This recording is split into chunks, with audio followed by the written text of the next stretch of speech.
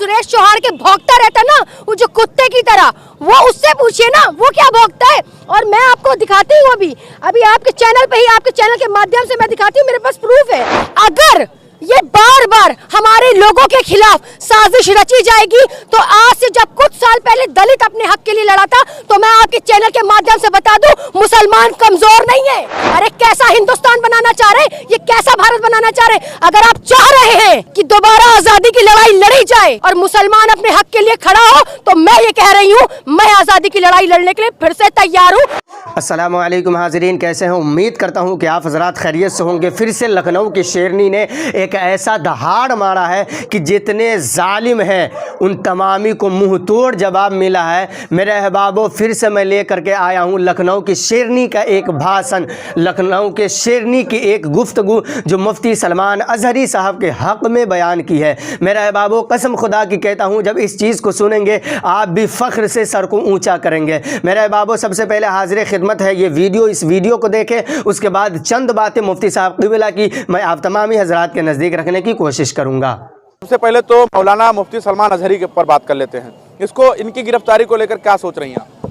देखिए, जो मौलाना साहब की गिरफ्तारी वो सरासर एक साजिश है और ये जानबूझकर साजिश रची गई है हमारे उलमाओं के खिलाफ, हमारे मौलानाओं के खिलाफ, मुसलमानों के खिलाफ एक प्रोपेगंडा रचा जा रहा है और जानबूझकर मुसलमानों को प्रताड़ित किया जा रहा है। ये किसी एक उसकी लड़ाई नहीं है। हम हमेशा सेकुलरिज्म की बात करते हैं, हम हमेशा हिंदू मुस्लिम की एकता की बात करते हैं, तो क्या सारी जिम्मेदारी सिर्फ मुसलमानों पर है एकता दिखाने की, सब सेकुलरिज्म दिखाने की हमारे तमामी भारतवासियों की है ना?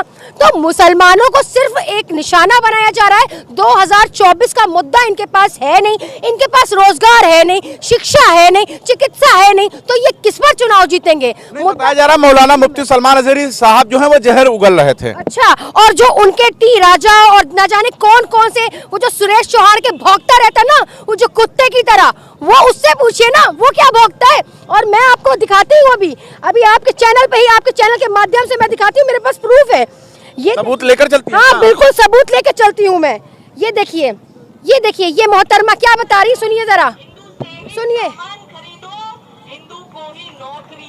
हिंदू से ही सामान खरीदो, हिंदू से ही नौकरी दो। और भैया यहाँ तुम, यहाँ इधर आओ बेटा, इधर यहाँ तुम्हारा धर्म क्या है? हम तुमसे पूछे, अगर तुम मुसलमान होगे तो ही मैं तुमसे लूंगी।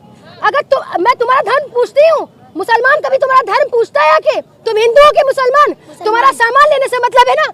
तो ये जनता के, ये गरीबों के पेट पर लात मारने का काम किया जा रहा है। हिंदू से सामान खरीदो, तो हिंदू मुसलमान अगर ये लोग करने लगे तो फिर रोजगार आप दे नहीं पा रहे, तो गरीब जो ठेले वाले हैं, मजदूर हैं, सब्जी वाले हैं, तो उनसे सामान कौन लेगा? फिर लोग पहले मजहब पूछेंगे तब सामान लेंगे।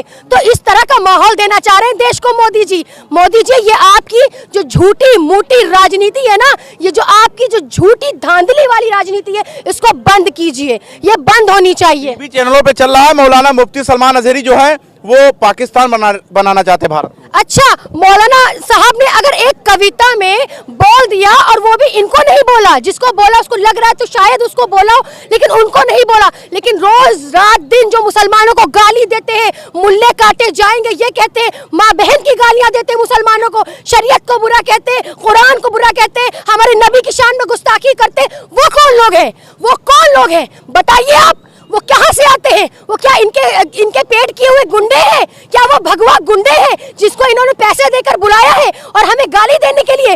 अगर ये बार बार हमारे लोगों के खिलाफ साजिश रची जाएगी तो आज से जब कुछ साल पहले दलित अपने हक के लिए लड़ा था, तो मैं आपके चैनल के माध्यम से बता दूं, मुसलमान कमजोर नहीं है, समझ लीजिए। आप कहते हैं उल्मा जैसे ही बोलते हैं, अगर अपने हक की बात बोलते हैं आप उनको नोटिस जारी कर देते हैं। आप कहते हैं फिलिस्तीन के लिए दुआ नहीं कर सकते, फिलिस्तीन के लिए दुआ करोगे तो नोटिस जारी कर देंगे, दंड देंगे। अरे कैसा हिंदुस्तान बनाना चाह रहे हैं, ये कैसा भारत बनाना चाह रहे हैं? अगर आप चाह रहे हैं कि दोबारा आजादी की लड़ाई लड़ी जाए और मुसलमान अपने हक के लिए खड़ा हो, तो मैं ये कह रही हूँ, मैं आजादी की लड़ाई लड़ने के लिए फिर से तैयार हूँ। और मोदी जी छोड़ी है, मोदी जी या अमित शाह, ये काले अंग्रेज हैं।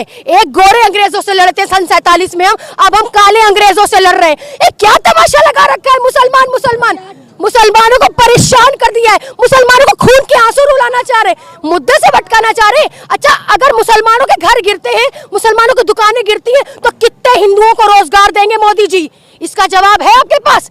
कितने हिंदुओं को रोजगार मिलेगा? अगर एक मुसलमान का घर गिरता है तो कितने हिंदुओं को रोजगार मिलना चाहिए? इसका जवाब मोदी जी दीजिए। मेरे अहबाबो, आपने इस वीडियो को देख लिया। ये लखनऊ की शेरनी है और जो बात कहती है वाकई में हक कहती है। अब मेरे अहबाबों, मैं बता दूं कि मुफ्ती सलमान अजहरी साहब को कच्छ की अदालत में पेश किया जाएगा। मेरे अहबाबों, जैसा कि मुफ्ती साहब क़िबला की चंद इन्फॉर्मेशन लेनी बाकी थी, जैसे कि बैंक वगैरह का डिटेल चेक करना, कहाँ कहाँ से मुफ्ती साहब का संपर्क है, उन तमामी चीज़ों को चेक करना। इंशाअल्लाह ताला अल्लाह रब्बुल इज़्ज़त पर पूरा भरोसा है, मुफ्ती साहब के हक़ में जो होगा अच्छा होगा। और तमामी हज़रात से दुआओं का दरख्वास्त हूँ कि मुफ्ती साहब के हक़ में दुआ करें कि अल्लाह रब्बुल इज़्ज़त तमाम आफ़ात व बलियात मुसीबत से मुफ्ती साहब क़िबला को महफूज रखे। मेरे अहबाबों, मेरी इस बहन की बयान को लेकर के और मेरे इस बयान को लेकर के मैं जो बातें बताया हूँ, इस चीज़ को लेकर के आपकी क्या राय है? बराए करम अपने भाई को ज़रूर बताएं। फिर मिलता हूँ अगले वीडियो में, तब तक के लिए खुदा हाफ़िज़, शब्बा खैर, अस्सलामु अलैकुम।